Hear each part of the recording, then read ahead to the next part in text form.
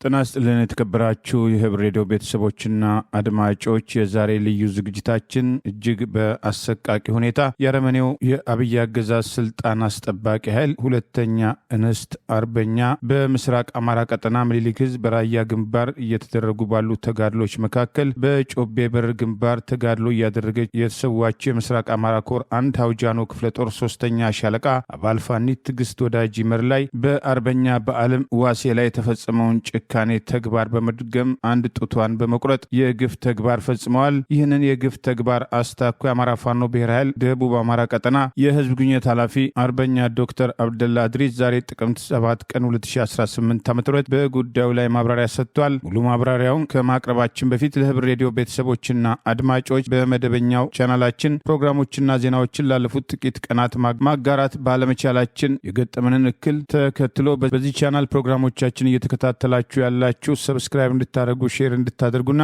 መረጃው ላልደረሳችሁ የህብር ሬዲዮ ቤተሰቦችና አድማጮች መረጃው እንዲደርሳቸው በማድረግ አጋርነታችሁ እንድታሳዩ በአክብሮት እንጠይቃለን። በአማራ ህዝብ ላይ የተከፈተውን ጦርነት ተከትሎ እየተፈጸሙ ያሉ ግፎች ምን ደረጃ ላይ እንደደረሱ ከዚህ ቀደም በወለጋና በሌሎች ቦታዎች በአማራ የዘር ጥላቻ ባበዱ የአገዛዙ ሰዎች ሲፈጸሙ የነበሩ ድርጊቶች ዛሬ በአማራ ክልል ተጠናክረው የቀጠሉ ሲሆን ይህንን ተከትሎ ዶክተር አብደላ አድሪስ የሰጠውን ሙሉ ማብራሪያ ከማቅረባችን በፊት በአርበኛ ትግስት ወዳጅ ይመር ሞት የተሰማንን ሀዘን እየገለጽን ለትግል አጋሮቿ ለቤተሰቦቿና ወዳጅ ዘመዶቿ ጽናናትን እንመኛለን። ክብር ለሰማዕታቱ። የአርበኛ ዶክተር አብደላ አድሪስ ሙሉ ማብራሪያን እንድታደምጡት እንጋብዛለን።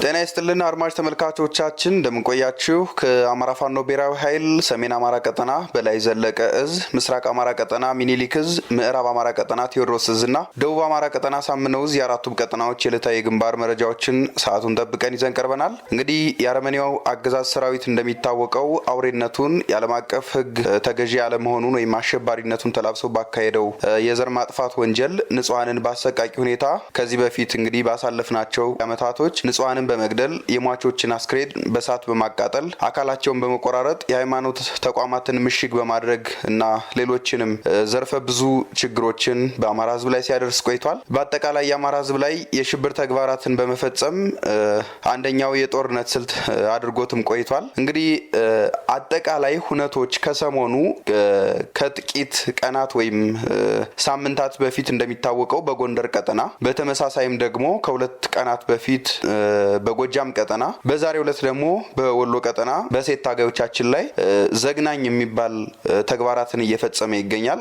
እንግዲህ በጎንደር እንደሚታወቀው ታጋይ ፋኗን አስክሬን በመጎተት ፀሐይ ላይ 3-4 ቀን ዝናብና ፀሐይ እንዲፈራረቅባት በማድረግ በተጨማሪም ደግሞ ትላንትና እና ከትላንት በፊት ጎጃም ላይ ሁለት ጡቷን በመቁረጥ ዘግናኝ ተግባሩን ፈጽሟል። ዛሬ ደግሞ እንግዲህ በወሎ ቀጠና እንዲሁ ዛሬ ጡቷን በመቁረጥ አረመኔነቱን አሳይቷል። እንዲው ይሄ ነገር ምን ይመስላል በሚል የዛሬ ተረኛ ያውደ ግንባር መረጃ አቅራቢያችን የደቡብ አማራ ቀጠና ሳምነው እዝ ቃል አቀባይ ዶክተር አብደላ አድሪስ ሲሆን በአራቱም ቀጠና የተከናወኑ አበይት ሁነቶችን እንድታስቃኘን እንግዲህ በአድማጭ ተመልካቾቻችን ስም እኛም ከአማራ ሚዲያ ካውንስል አባላት የዕለቱን መረጃ ለመቀበል ተሰባስበን ተገኝተናል። እንዲው መረጃው ምን አለ በዚህ ሁነቶች ውስጥ የተቃኙ አጠቃላይ ሁነቶች እንዲው ምን ይመስላሉ የሚለውን ዶክተር አብደላ እድሉን ላንተ ልስጥ። በጣም አመሰግናለሁ። እንዴት ቆያችሁ? እኔም ስለጋብዛችሁ በድጋሚ ማለቴ ነው። እንግዲህ የዕለታዊ መረጃዎቹ በአብዛኛው ቀጠናዎች ላይ የኔትወርክ መቆራረጥ ስላለ ዛሬም እንደትናንቱ ሙሉ በሙሉ አልደረሰንም።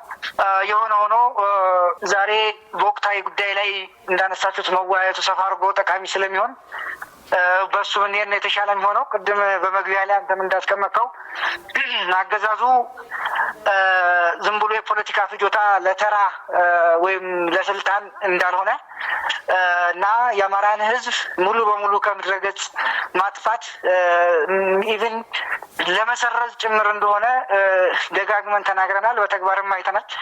እንግዲህ የዛ ተከትላ የሆነው ቀደም ሲል በታሪክ የምናውቀውን ሲነገር የነበረውን በእኛ ዘመን በአይናችን እያየን ያለ ነው። ቅድም ለመጥቀስ እንደተሞከረው ለምሳሌ በጎንደር አካባቢ ላይ የሆነውን አይተናል። እንደዚሁም ትናንትና በጎጃም ቀጠና የሆነውም ይኸው ነው። ምንድነው ዘርን ለማጥፋት ሲባል በተለይም የአማራን እናቶች ከቻለ ሙሉ በሙሉ ማጥፋት ነው።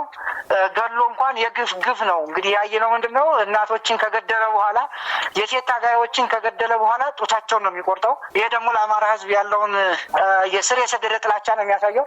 የአማራን ህዝብ ከምድረገጽ በማጥፋት ዘር እንዳይቀጥል የማድረግ ስራ እንደሆነ ነው የሚያሳየው።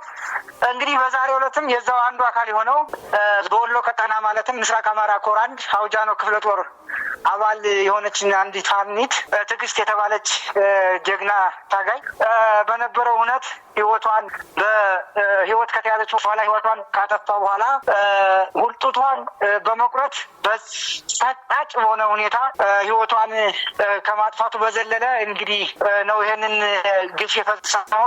እንግዲህ አንድ ሰው ከተሰዋ በኋላ ከሞተ በኋላ ምንም አይደለም። በምርኮም ከተያዘ በኋላ እንዲህ አይነት ጭካኔ የተሞላበት ድርጊት ይደረጋል ተብሎም አይታሰብም አይጠበቅም። ግን ደግሞ በተለይም ለአማራ ህዝብ ያለውን ስር የሰደደ ጥላቻ መግለጽ ስላለበት ትናንትና በታሪክ ይባል የነበረውን ዛሬ ላይ በተግባር ሴት እህቶቻችንን እናቶቻችንን ጡት በመቁረጥ ስራ ላይ የተሰማራበት ሁኔታ እንዳለ አይተናል። ስለዚህ በጣም አስከፊ ነው በእውነት ይሄ ነገር።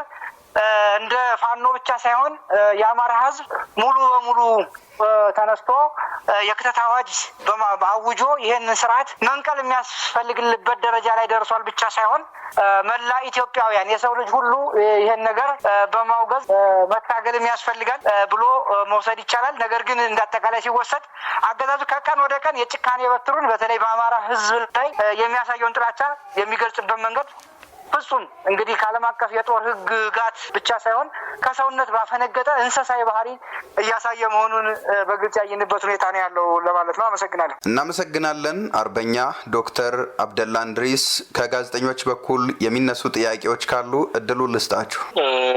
አርበኛ አብደላ እንግዲህ እጅግ አሳዛኝ ድርጊት ነው የተፈጸመው። ይሄ ከሞት የከፋ በደል ነው የተፈጸመ ያለው በአማራ ህዝብ ላይ እንደዚሁም ደግሞ በምርኮዎች ላይ። እንግዲህ ይሄኛው የፋኖ 16 ገደማ የሚሆኑ ከባድ ሕክምና ክትትል የሚያስፈልጋቸውን 16 ምርኮኞችን በሰጠ ሰሞን ነው ይሄ ድርጊት የተፈጸመው። ለቀይ መስቀል አሳልፎ በሰጠ ሰሞን ከመፈጸሙ አንጻር ቀይ መስቀል ደግሞ ፋኖ ጋሉ ምርኮኞችን ከመጎብኘቱ አንጻር ፐርፐዝሊ ይሄን ድርጊት ፋኖን ስሜታዊ አድርጎ ምርኮኞች ላይ ጥቃት እንዲፈጽም የሚያነሳሳው ሊሆን ይችላል ብለን ማሰብ እንችላለን። ሆን ተብሎ በአገዛዙ የተሸረበ ሴራ ነው ማለት ይቻላል። አይ በጣም ጥሩ። ይሄ ተራ ይረባ ሊባል አይችልም።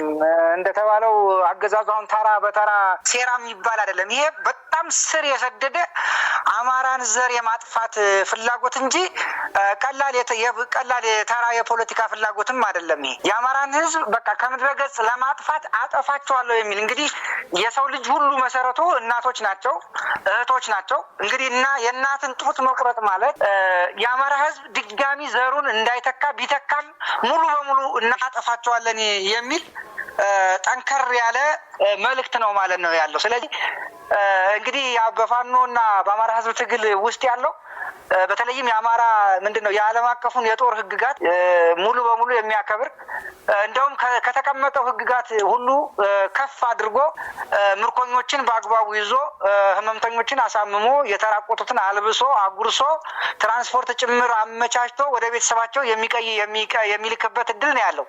ወደ ቤተሰብ መሄድ የማይችሉትን ደግሞ ዓለም አቀፍ ለሆኑ ተቋማት በተለይም እንደ ቀይ መስቀል ላሉ ግን በኦፊሻል ደብዳቤ በመጻፍ የሚያስረክብበት ሂደት ነው ያለው።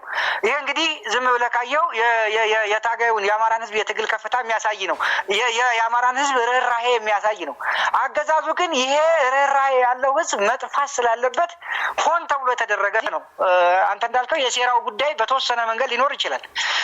አይተም እንደሆነ ዛሬም እንደውም ይሄንን አጀንዳ ለማስቀየር ሲባል ከፋኖ ጋር ድርድር ላይ ነን ምናምን የሚል በእነሱ በተራ ፈቀድላጤዎቻቸው ምንድነው በዲጂታል ሚሊሾቻቸው አማካኝነት ሲያስነግሩ ነው ወዲያው ያጠፉበትም ሁኔታ አለ ይሄን አጀንዳ ለማስቀየር። ነገር ግን በውስጥ ግን የአማራ ጥላቻቸውን እየገለጹ የአማራን ህዝብ ምንም ምንድነው መግለጽ በማይገባበት የጥላቻ ጥግ እየገለጹ ነገር ግን የሚያደርጉት ሁኔታ ሲታይ ከተራ ፕሮፓጋንዳና ከፖለቲካ ፍላጎት ከፍ ያለ ሆኖ የአማራን ህዝብ ከጫፍ እስከ ጫፍ ለማጥፋት እያደረጉት ሆኖ ነው የሚታየው። ከዛ ባሻገር ግን እውነት ለመናገር የአማራን ህዝብ ይሄ እንደሚያደርጉን ነገር ቅስም የሚሰብርም አይደለም። የአማራን ህዝብ ትግልም ወደኋላ የሚጎትት አይደለም። ወይም ደግሞ ይሄ ከሆነ ብሎ ግንባሩን የሚያጥፍበት ደረጃ የበለጠ መሮና አሁን ካለበት የትግል ደረጃ ከፍ አድርጎ የመታገል አቅሙን ሞራሉን የሚሄድበት ሁኔታ ስለሚፈጠር እነሱ ምናልባት የሚወረውሩትን ድንጋይ እኛ የወሰድን እንደ ብሎኬት የምንጠቀምበት ነው የሚሆነው። ግን የሆነው ነገር ዝም ብሎ እንደ ሰው ላየው ሰው ትንሽ ሰቅጣጭ ሁኔታ እንደሆነ የሚያሳይ ነው። አመሰግናለሁ። ሌሎች ጋዜጠኞች ጥያቄ ካላችሁ? ከልብ አመሰግናለሁ። አርበኛ ዶክተር አብደላ አድሪስ።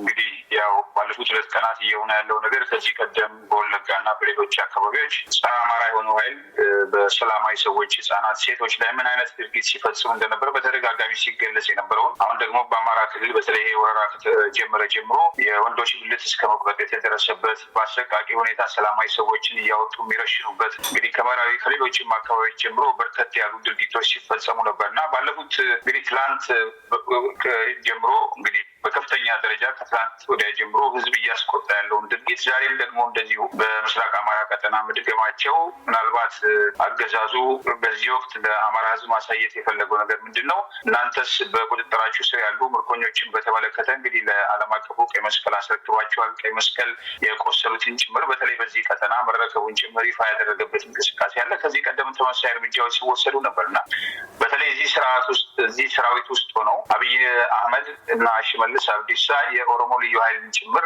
በዘር ጥላቻ ቀስቅሰው በመከላከያ ልብስ ስም አስተማርተው ከዚህ ጨፍጫፊ ሰራዊት ጋር በጋራ ተጨማሪ ተልዕኮ ሰጥቷቸው እየተንቀሳቀሱ እንደነበር ተደጋጋሚ ሲጠቀስ ነበርና ከዚህ አኳያ በእናንተ በኩል በተለይ የምርኮኛ አያያዝን በተመለከተ ከዚህ ምናልባት በዚህ ድርጊት ውስጥ ደግሞ የሚቆጩ የሰራዊት አባላትም ካሉ የምታቀርቡት ጥሪ ያለ ወይ? በጣም ጥሩ አመሰግናለሁ። በድጋሚ ያው እንደምታስታውሱት የሽመልስ አብዲሳና አጋሮቹ የመንፈስ አባት አያቶች ያልተደረገን ታሪክ የጥላቻ ሐውልት ጭምር ገንብተው ነው እንግዲህ ይህንን ነገር ቀስቅሰው እያመጡ ያሉት። አሁን እንደምንሰማው ሳይሆን እንደምናየው ከተለያዩ ክልሎች ያሉትን የልዩ ኃይልና መሰል የጸጥታ ተቋማት ያሉ ኃይሎችን ወደ አማራ ክልል የክተት አዋጅ በሚመስል መንገድ አምጥተዋቸዋል። ይሄን ሲያመጡ ምንድን ነው የጥላቻ ሐውልት የጥላቻ ግንብ ሁሉ አስቀምጠው ነው ይሄን የሚያደርጉት። ጡት ተቆረጠ ብለው ሐውልት ሰርተው ጭምር ያልሆነ ተረክ በመስራት እንዳመጧቸው ግልጽ ነው። ይሄ ሲባል እኛ ሌላው ማህበረሰብ ሰዎች እነኚህ የፖለቲካ ኢሊት የሚባሉ ዘረኞች የአማራን ሕዝብ ያልሰራውን ታሪክ ከመቶ ምናምን ዓመት በፊት ሰርቷል ብለው የጥላቻ ሐውልት ግንብ ሁሉ ፈጥረው በጥላቻ ጠርተው ተጠራርተው ወደ አማራ ምድር አምጥተዋል። የአማራ ሕዝብም ይሁን ታጋዩ ማለት ነው የሚመልሰው ምላሽም ክፉ አይደለም። በጣም በሚገርም ሁኔታ በጣም በርካታ የኦሮሞ ልጆች የሚማረኩ አሉ፣ የደቡብ ልጆች አሉ፣ የቤንሻንጉል ልጆች አሉ። በጣም በሚገርም ሁኔታ ፍቅር በመስጠት ቅድም ለመግለጽ እንደሞከርኩት አብልቶ አጠጥቶ አልብሶ ትራንስፖርት ሰጥቶ እስከ አመቻችቶ ጭምር ቤተሰብ እየተሸኙ ያሉበት ሁኔታ ነው ያለ። በተገላቢጦሹ ደግሞ አገዛዝ ነኝ የሚለው ኃይል ይሄን እያደረገ ነው። በእርግጥ ይሄን ያደረገበት ምናልባትም በዚህ የተበሳጨው የአማራ ህዝብ ወይም ደግሞ የፋኖ ሰራዊት ለዚያ ለበቀል በሚል ይሄን ተደርጊያለሁ በሚል ያልሆነ ከዓለም አቀፍ የጦር ህግጋት ውጪ በምርኮኞች ወይም በሌላ ኃይል ላይ እርምጃ እንዲወስድና ሌላ የፖለቲካ ጥላቻ ለመቀስቀስ ለማነሻሻ ሊጠቀሙበት እንደሆነ ጠንቅቆ ያውቃል የኛ ሰራዊታችን። ስለዚህ የሚሆነው በእኛ በኩል አሁንም ትናንት የተጀመሩ ስራዎች የሚቀየሩ አይደሉም። ይህን ስላደረጉ ይህን ጥቂት የስርዓት ቁንጮ ሰዎች በሚያደርጉ ቀጥተኛ ትእዛዝ በመሆኑ ምርኮኛን የምንይዝበት አግባብ ከህግ ያፈነገጠ ይሆናል ተብሎ አይታሰብም።